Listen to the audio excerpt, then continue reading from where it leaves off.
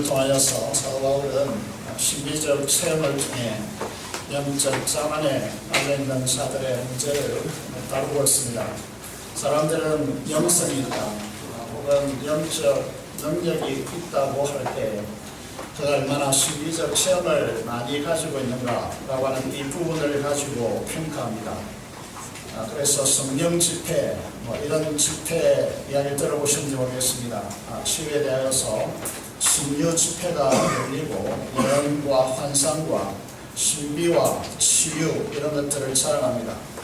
그래서 새 이빨이 금이빨로 바뀐다든지 손을 대면 쓰러지는 문제라든지 천국을 증언한다 그러고 또 예언, 불치의 병의 치유, 불세례로서의 그런 방언 등을 강조하는 이런 문제에 현재 교회가 또 여전히 문제를 가지고 있습니다. 이 문제에 대해서 사도 바울은 주님을 통하여서 사도 바울을 통하여 주님이 우리에게 이 부분에서 뭐라고 말씀하시는지 오늘 본문을 통해서 살펴보고자 합니다. 1절의 말씀을 보면 사도 바울은 이것이 무익한 일이지만 부족불 내가 자랑한다고 그렇게 말하고 있습니다. 당시에 고린도 교회, 고린도 지역의 사람들은 신비로운 체험을 얼마나 가지고 있는가에 따라서 그 사람의 영적 실력을 평가했기 때문에 그런 체험이 없는 사람의 말은 아예 들으려고 하지 않았습니다. 그래서 사도 바울이 강조하고 있는 바와 같이 우리에게도 여전히 강조하고 있습니다만은 아무리 말씀 중심의 삶이 중요하고 말씀에 순종하는 삶의 중요성을 강조해도 이들의 반응이 어떻게 나타나느냐 하면 저 사람은 신비적 체험이 부족하기 때문에 그 체험이 없어서 영역이 없으니까 저렇게 말씀만 강조한다고 그렇게 말하는 것입니다. 사람들은 환상과 계시를 받았고 신유의 기적을 체험했다는 감정을 들으면 미혹됩니다.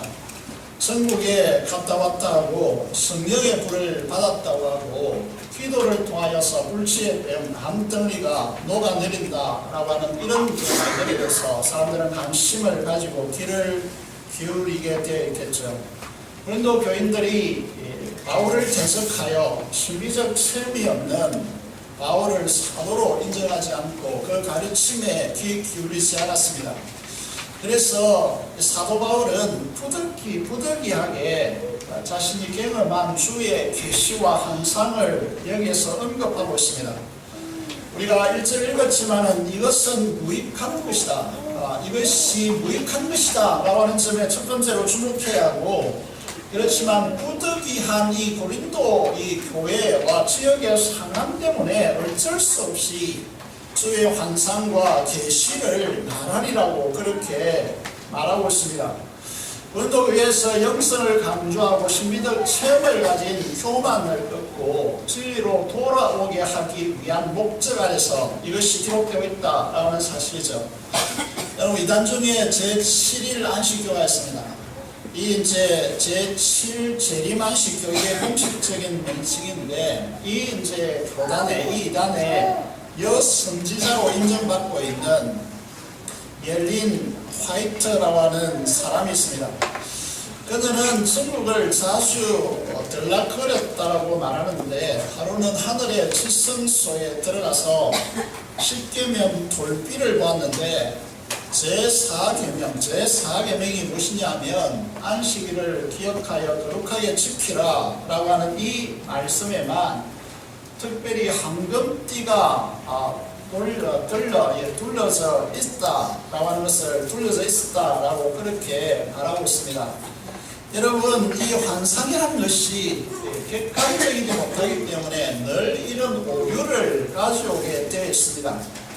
그녀가 이 10계명 중에서 제7안식교, 지금도 토요일을 안식일로 삼고 그것을 지키는 이제 이 교파인데, 이 교파가 그렇게 이제 그들의 교파 진리를 강조하기 위해서 10계명, 10계명 중에서 4계명만 금띠가 둘러져 있다, 이렇게 그것을 보았다라고 그렇게 말하고 있는 것입니다. 일그러진 성령의 얼굴이라고 하는 책자를 보면 이 책의 저자가 자신이 미국에서 유학할 때에 미국에 있는 한인 교회에 일어난 상황을 기록하고 있습니다. 소위 뿔의 사자라고 하는 목사님이 계셨는데 그 목사님이 사람들에게 안수하면 사람들에게 뿔이 떨어져서 마치 불이 붙은 것 같이 뜨거워서 견딜 수 하지 못하고 팔짝팔짝 뛰고 나무는 다 둥그러지는 그런 현상이 이 이제 목사님의 집회에서 일어났다는 것이죠. 이 책의 저자인 이 이제 박윤동 교수는 이렇게 묻고 있습니다. 이것이 정말 성령의 역사입니까? 이렇게 이제 질문하고 있습니다. 여러분 다 아는 분이겠습니다만은 제가 아는 권사님이 성령 집회가 열렸던 이제 운동장에서 이 성령 집회가 있었는데 거기에 가서 풀의 체험을 받고 능력을 받았습니다. 그래서 이분이 병자에게 손을 얹고 안수하고 기도하면 사람들의 병이 나았습니다.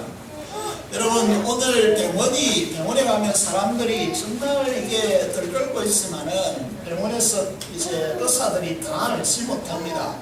그래서 우리의 신체 구조가 워낙 복잡하고 이 세포 하나하나를 보면 너무나 복잡하고 난해해서 이제 아무리 공부해도 다 알지 못하는 여러 가지 요인이 이제 있을 수밖에 없는 것이죠. 그래서 이제 병원에 가도 고침받지 못한 질병들이 수두룩합니다. 그런데 이제 기도하여서 그 불치의 병이 나으니까 그 사람의 주목을 받게 되겠죠. 그런데 이것이 성령의 역사입니다. 여기에 의문표가 던져지는 것입니다. 시간이 지나면서 드러나는 것은 이분 안에 성령이 역사하는 것이 아니라 악령이 작동하고 있다는 사실을 이제 서서히 드러나게 되었고 이분 안에 있는 이 악령을 쫓아내는데 많은 기도와 시간이 필요로 했었습니다. 오늘 사도 바울이 견지하는 방식을 보시면 사도 바울 시대는 우리의 시대와 다른 것이 사도 바울에게 주시는 계시와 환상은 이게 성경이 되고 있습니다. 다른 말로 말하면 이걸 계시 시대라 말하는데 사도 바울이 지금 자기의 깨닫는 바와 또 주님의 음성을 듣고 기록하는 것이 성경이 되어지는 그런 시대를 살았습니다. 그런데 오늘 우리는 완성된 성경 안에서 완성된 계시 완성의 시대를 살아가고 있습니다. 쉽게 말하면 하나님은 직접적으로 우리에게 계시를 말하지 않습니다. 계시하지 않습니다. 기록된 성경을 통하여 기록된 말씀인 이 계시의 성경을 통하여 우리에게 말씀하신 이 시대에 하나님께서 이 성경을 벗어나서 직접적으로 우리에게 계시의 말씀을 주시지 않습니다. 그래서 여러분 주변에서 계시를 받았다라고 그렇게 말하는 사람이나 교회가 있다면 그건 100% 이단입니다. 여러분 그래서 그곳에 가서 그들이 소위 말하는 계시와 환상을 받았다고 말하는 그 사람을 그 교회에 참여하거나 그 사람을 따르는 것은 여러분 생애와 여러분 가문과 후손을 망치는 것임을 기억해야 합니다.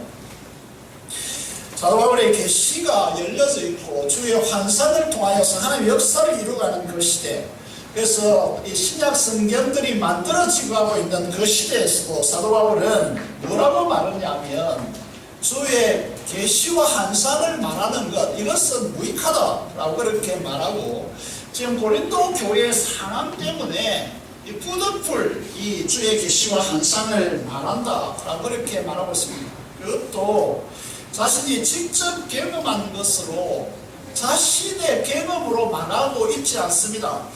2절에 보시면 내가 그리스도 안에 있는 한 사람을 안다 라고 하는 방식을 써서 자신의 1인칭으로 자신이 경험한 것으로 진술하고 있지 않다는 것입니다. 사람들이 보통 이제 이런 경험, 주의 안상과 계시를 만약에 경험한 것을 경험했다면 사람들이 어떻게 하겠습니까? 오늘 간전 집회다. 여러분 이런 이제 이 행태들을 보게 되는데 이 부분에 대해서 우리는 조심해야 한다 그렇게 말씀을 드릴 수 있죠. 그래서 사도 바울이 이 이제 주의 계시와 환상 이것을 언급하는 이 사건이 14년 전의 일이라고 그렇게 말하고 있습니다. 14년 동안 침묵해 왔다라고 하는 그런 사실이죠. 14년 전에 일어난 사건이고 14년 동안 이 엄청난 사실에 대해서 한 번도 말하지 않았다라고 하는 사실을 우리가 짐작해야 합니다. 사람들이 이런 신비적 경험을 하면 이걸 드러내어서 자기 자랑에 여염이 없는 것이죠. 간증 집회를 열어서 떠벌리고 책자를 발간하고 천국에 갔다 왔다라고 하면서 책자, 천국에는 이런 것들이 있더라라고 하는 책자 발간하는 책을 여러분 읽어보시는 것입니다. 그것이 다 믿을 수 있는 것이냐? 그는 믿을 수 없는 것입니다. 자신을 높이고 영적 우월감을 통해서 그렇게 이제 자신의 신비적 체험을 말하는 이런 사람들에 대해서 우리는 거기에 대해서 사도 바울의 이 모습을 보면서 우리가 그 사람들에 현혹되지 않아야 됩니다. 사도 바울은 이렇게 계속해서 진술하고 있습니다. 그곳에서 사람이 가히 이르지 못하는 말로 표현할 수 없는 말을 들었다라고 그렇게 말하는데, 여러분 이 천국에서 셋째 하늘에 올라가서 이 셋째 하늘 라원이라고 그렇게 표현하고 있는데, 이곳에서 들은 말에 대해서 그 내용에 대해서 침묵하고 있습니다. 여러분 5절 6절에 보면 여러분 이 이제 구조적으로 좀 복잡한 문장으로 되어 있지만 사도 바울은 무엇을 말하고 있습니까? 이런 신비로운 체험을 한 사람, 자기이겠지만 이 사람을 내세워서 이 사람과 육체의 가시, 약함, 인생의 약함을 가지고 있는 한 사람을, 두 사람을 비교해서 우리에게 제시하고 있습니다.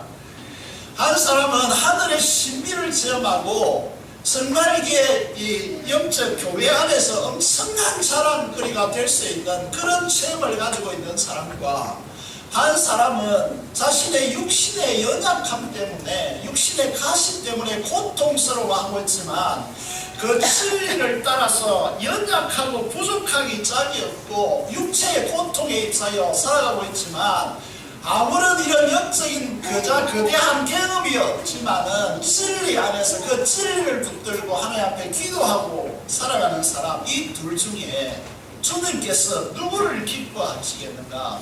누구를 통해서 하나님의 능력으로 일하시겠는가? 이렇게 제시하고 있습니다. 그런 당연한 대답은, 사도 바울의 대답은 주님께서 기뻐하시는 사람은 누구인가 하면 육체의 가시, 육신의 연약함을 안고 진리를 위해서, 진리에 순종하기 위해서 발버둥치는 그 사람에게 하나님께서 그를 기뻐하시고 하나님의 능력을 그 안에 머물게 하고, 다시 말해서 그와 함께 능력으로 함께 거하겠다라고 주님께서 말씀하시고 있는 것입니다. 하나님의 계시를 받던 그 시대를 살아갔던 사도 바울은 그 어떤 사람이 경험했던 것보다 훨씬 더 깊고 강대한 신비적 체험을 했습니다. 지금 언급하고 있는 14년 전의 이 사건뿐만 아니라 사도 바울은 여러 계시에 대해서 언급하면서 7절에 보면 여러 계시를 받은 것이 지극히 크므로 너무 자만하지 않게 하시려고 내 육체에 가시고 사단의 사절을 주셨으니 이는 나를 쳐서 너무 자만하지 않게 하려 하심이라고 말씀하고 있습니다.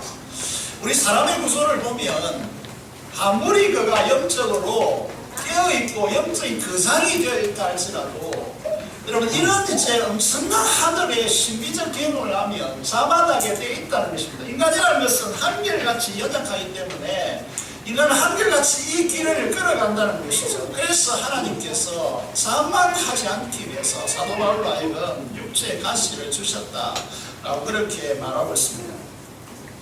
사도 바울이 말하고자 하는 바가 중심이 뭐겠습니까? 여러분 이 말씀을 읽으면서 야 우리도 신비적 체험을 하자, 신비적 체험을 해야 그래도 사도 바울과 같이 겸손해지는 거 아닌가, 이렇게 이제 가려고 하겠습니다만은 현대 목회자들이나 성도들이 말이죠, 바울이 말하고자 하는 것은 중심은 그것이 아닙니다.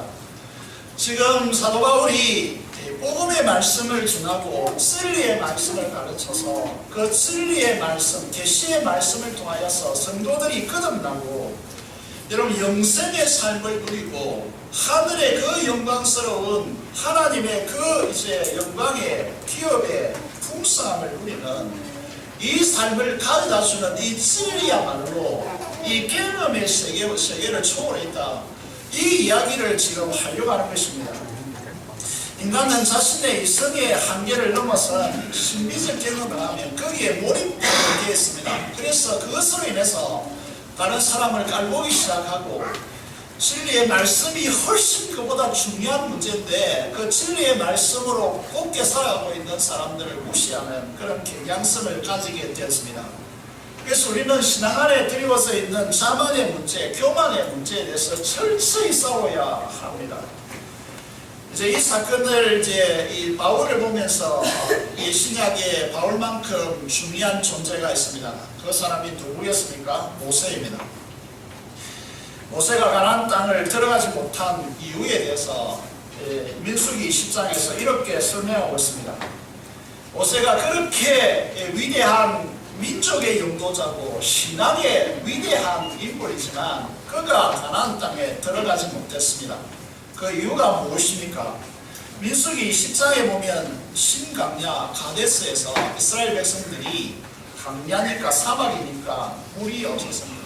물이 없으면 일어나는 현상이 무엇이겠습니까? 첫 번째로 아이들이 목말라서 견딜 수 없어 하겠죠. 두 번째로 일어나는 현상이 짐승이 견딜 수 없어서 아우성체입니다.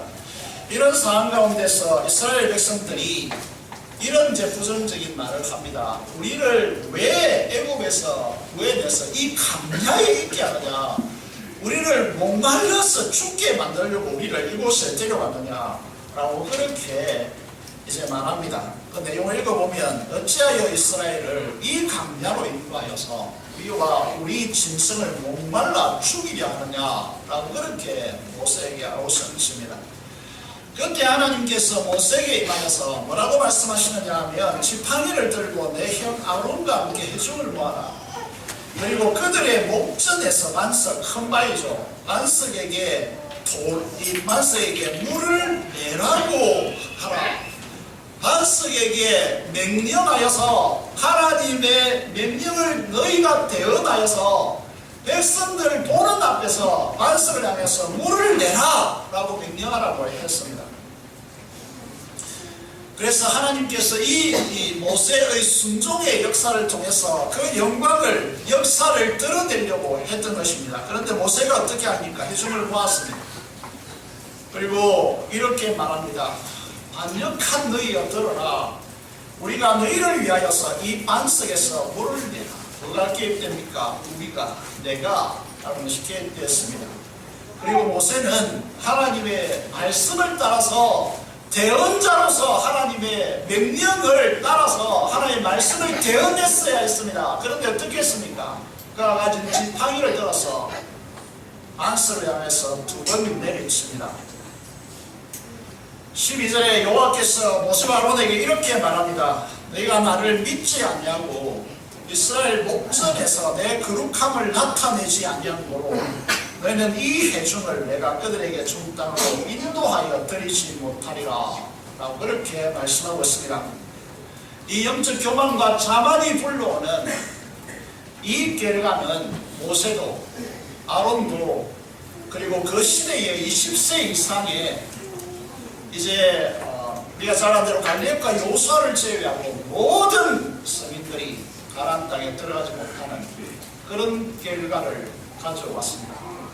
그럼 영적 자만이 불러오는 그 결과가 얼마나 비참하고 얼마나 정말 큰가를 이 모세의 사건에서 우리가 읽을 수 있습니다. 여러분, 지금 주님께서 사도 바울에게 이 엄청난 계시와 환상뿐만 아니라 지극히 큰 여러 계시를 통하여 주님의 몸된 교회에 필요한 하나님의 말씀의 역사들을 만들어가고 있습니다.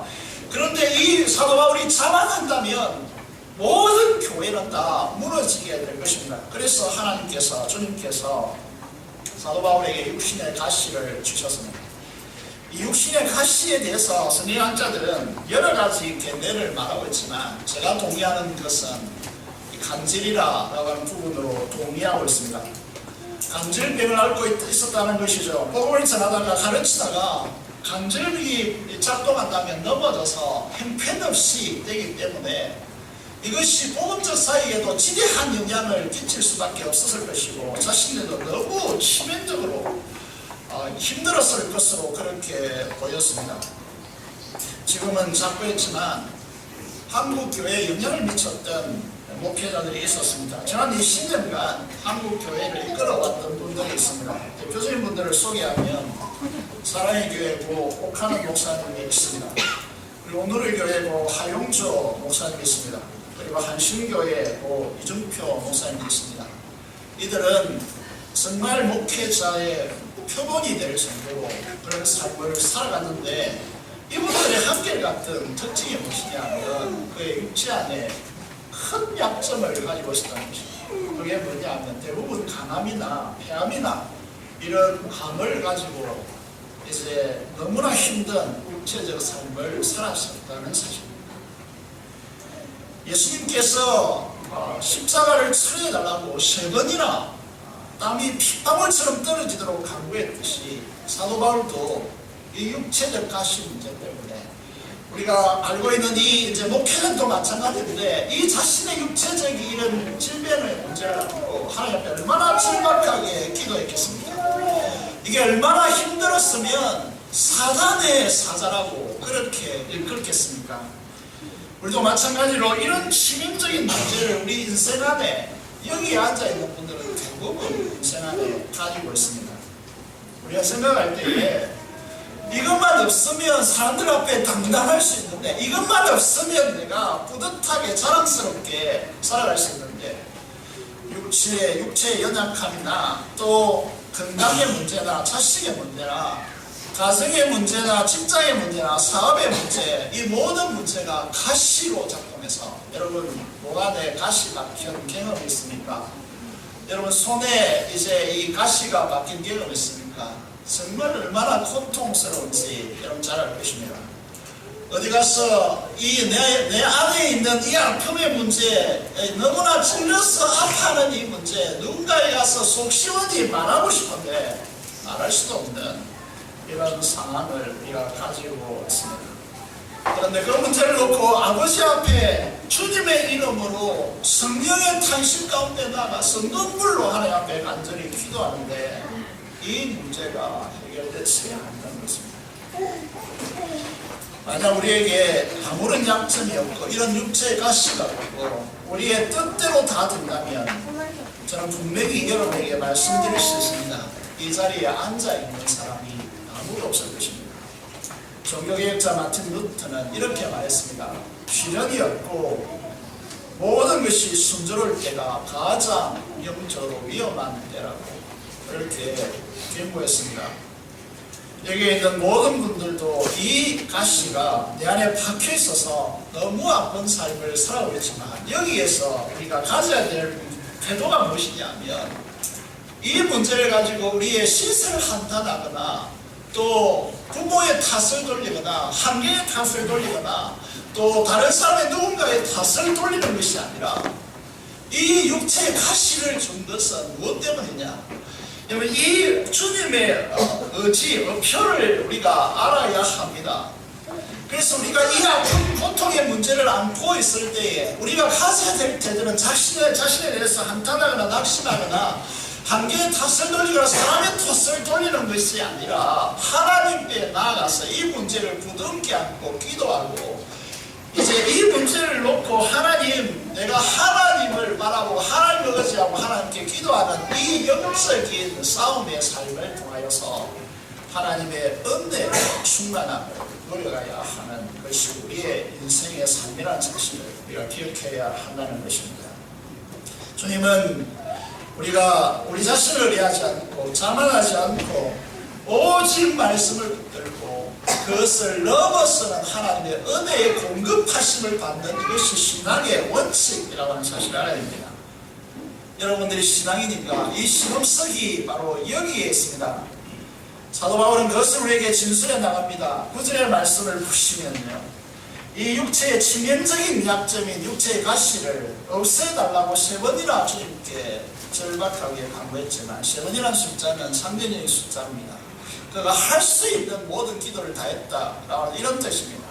그런데 주님은 그 육체의 가시를 없애지거나 고쳐지거나 하는 것이 아니라 내 은혜가, 주님의 은혜가 이게 족하도다 라고 그렇게 응답하십니다. 서양 속담 중에 이런 속담이 있습니다. 흐르는 냇물에서 돌들을 치워버리면 그 냇물은 노래를 잃어버린다 라고 하는 말이 있습니다.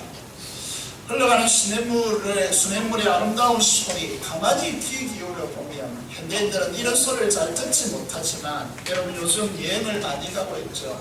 그래서 이제 냇물이 흘러내리는 그 물에 가서 냇물 소리를 가만히 들어보시면 그곳에 바위가 없고 돌이 없다면 그 냇물 소리가 들리겠습니까? 인생도 마찬가지입니다. 역경과 고난이라고 하는 이 돌이 없다면 우리는 하나님 앞에 아름다운 감사와 기쁨의 찬양을 드릴 수가 없는 것입니다. 우리의 능력이 우리의 약함에서, 주님의 능력이 우리의 약함에서 온전하게 하십니다. 삶의 고난과 약함을 통해서 오직 하나님만 의지하고 하나님만을 붙드는 이 삶을 통하여 하나님의 은혜, 주님의 능력이 우리 안에 장막을 치고 우리 안에 거하게 된다라고 그렇게 사도바울은 신설하고 있습니다. 사람들은 자신의 능력을 자랑하려 합니다. 왜냐하면 자신의 약점을 드러내지 않기 위해서입니다. 그런데 그 약점이 드러냈을 때에 자존심의 상처로 견딜 수 없어 공격적으로 사람들이 바뀝니다. 여러분, 교회 안에도 언제나 문제가 되는 것이 바로 이 문제임을 여러분 아셔야 됩니다. 우리 주 예수 그리스도의 은혜를 아는 사람들은 어떻게 합니까? 이러므로 도리어 크게 기뻐함으로 나의 여러 약한 것들에 대해서 자랑합니다. 이것이 은혜를 알고 있는 그리스도인의 당당함이라고 하는 사실을 알아야 됩니다. 이게 삶의 여유라고 하는 사실을 알아야 합니다.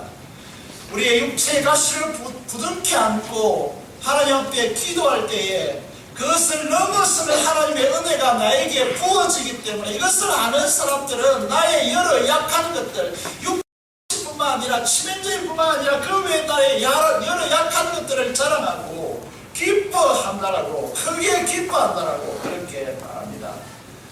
여러분, 이런 바보 같은 사람들이 그리스도입니다. 은혜 받은 사람들의 진정성이라고 하는 것이죠. 하나님의 미랄의 법칙도 그렇고, 여러분, 하나님의 능력이 우리의 장막, 우리가 사는 삶의 환경 안에 거하게 하는, 머물게 하는 사람도 마찬가지입니다. 고난을 통해서 자아가 깨어지고, 여러분, 주님만 의지하는 내면의 영성을 경배하게 될 때에 주님은 그 사람을 붙들고 자신의 능력을 이 땅에 드러내서 시위하는 것입니다. 세상을 보십시오. 인생은 짧습니다.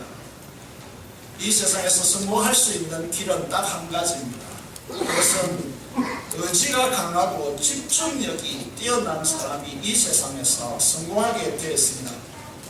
그런데 인생을 조금 더 폭넓게 보시면 인생은 마라톤과 같아서 우리의 다음 세대까지 놓고 보면 자신을 의지하지 않고 너무나 약함을 알기 때문에 주님을 끝까지 붙드는 이 사람이 인생을 걸쳐서 보면, 긴 인생의 여정을 길게 놓고 보면, 그 다음 세대까지 놓고 보면 이 사람들이 하나님을 복을 받는다라는 사실을 발견할 수 있습니다. 주의 진리의 길, 하나님의 능력의 삶은 순발력이 아닙니다. 뛰어난 순발력을 가지고 임기응변으로 무엇을 하는 사람들이 아닙니다. 초기에는 그 사람들이 교회 안에서도 세상 안에서도 이제 여러분 집중을 받을 수 있고 그렇게 스포트라이트를 받을 수 있겠지만 길게 보면 그 인생은 허무하게 짝이 없다는 사실을 아셔야 됩니다. 세상에 성공하려고 하는 사람들의 마인드는 한결같습니다. 남의 위에 군림하고 자기 임의로 사람들을 부리고 싶어 합니다. 이것이 성공하려고 하는 사람들의 마인드입니다. 그러나 그리스도인들의 성공의 가치는 어디에 있습니까? 고린도전서 15장 31절의 말씀을 보면, 고린도전서 15장 31절의 말씀을 보면, 형제들아 내가 그리스도 예수 우리 주 안에서 가진 바 너희에 대한 나의 자랑을 두고 나눈 날마다 죽노라 했습니다. 이 세상에서 이 원리로 살아가는 사람들이 어디 있습니까? 여러분, 사도 바울은 우리 주 예수 안에서 가진 바 너희에 대한 나의 찬양을 두고 단언한다. 나는 날마다 죽노라. 이 삶의 진리의 법칙이, 사도 바울이라고 하는 사람은 대부분 생애를 어디에서 그의 마지막 생애를 살아갑니까? 감옥에서 살아갑니다. 그런데 이 감옥에서 사는 사람이 이룩한 이 놀라운 일은 이 세상에서 위대한 사람들이 이룩한 일보다 100명의 사람들이 100년 동안 이룩한 일보다 더 이 한 사람이 이룩한 일이 더 위대하다는 사실을 알아야 됩니다. 이 원칙을 우리는 아셔야 된다는 것이죠. 오늘 한국 교회가 문제가 된 것이 무엇입니까? 이 원리를 따라서 살아가고 있지 않기 때문에 그렇습니다. 소위 스스로 뛰어난 사람이라고 생각하고 그렇게 행동하는 교만한 사람이 교회에 또 도움이 되지 않고 그 사람은 교회에 붙어 있지도 못합니다. 우리가 자랑을 두고 추구했던 좋은 집을 가지는 것이나 많은 재산을 소유하는 것이나 세상에서 성공하는 것이나 세상의 가치들에 대한 집착 이런 것을 내려놓으셔야 됩니다. 여러분, 몽골의 한 선교사가 내려놓음이라는 책을 썼고 이제 그 다음 책이 더 내려놓음이라고 하는 책을 썼고 그 다음 책이 지금까지 동행이라고 하는 주제를 가지고 썼습니다. 줄기차게 썼습니다. 고대 대학을 나왔지만은 그런 이제 교수로 초빙받을 수 있는 위치에 있었지만은 박사학위를 가졌지만은 하나님의 부르심을 따라서 몽골의 선교사가 와서 그곳에 헌신하는 이 선교사를 통해서 우리에게 십자가의 원리가 내려놓는다 라는 사실을 우리에게 보여주고 있습니다. 헨리 포드 잘 아시죠? 어린 시절에 어떤 경험이 있어서 그가 자동차를 그가 이제 발명하고 그 자동차를 만드는 회사의 CEO가 되는가 하면 어린 시절에 어느 날 어머니가 갑자기 위독해서 말을 타고 이웃 마을까지 의사를 불러왔습니다. 마음은 급한데 말이 잘 뛰지 못했습니다.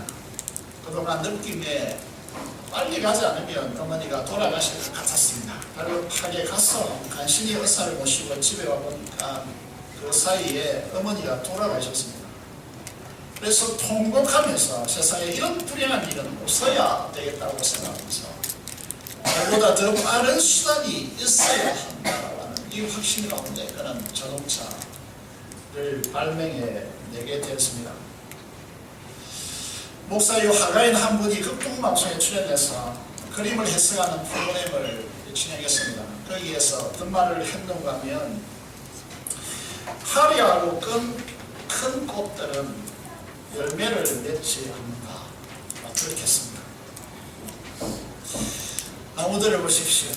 장미같이 화려하게 크게 꽃피는 그런 꽃들은 열매를 맺지 않는다. 라고 하는 것입니다. 꽃을 피우는데 자신의 애들을 다 소비시켜 버렸기 때문에 열매를 맺지 못한다. 그렇게 말하고 있습니다.